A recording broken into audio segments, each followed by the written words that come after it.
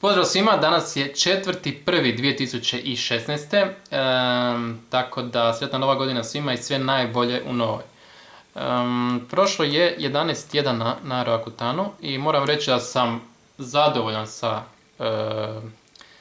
trenutačnom situacijom i nadam se da će biti još bolje u danima i tjednima koji dolaze.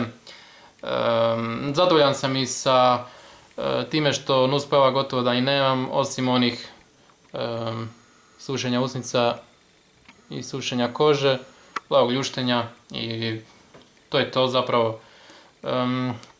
Dakle, pobudio sam se prije nekih možda sat vremena, doručkao sam, popio sam Roakutan, otuširao sam se, obrio sam se i eto sad snimam ovaj video. Eto, ovo je moja lijeva strana. Dobro, sad je malo iziritirano od brijanja, ali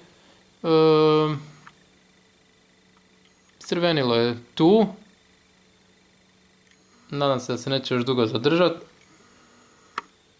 Desna strana je gora. Ima tih nekih crvenih fleka. Nema ovih bijelih akni, ali ima ovih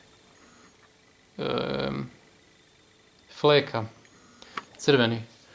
Čelo je ok, nos je ok, brada isto, ne mogu se požaliti zapravo. Samo ti obrazi znači su problem. Znači, ali šta da se radi?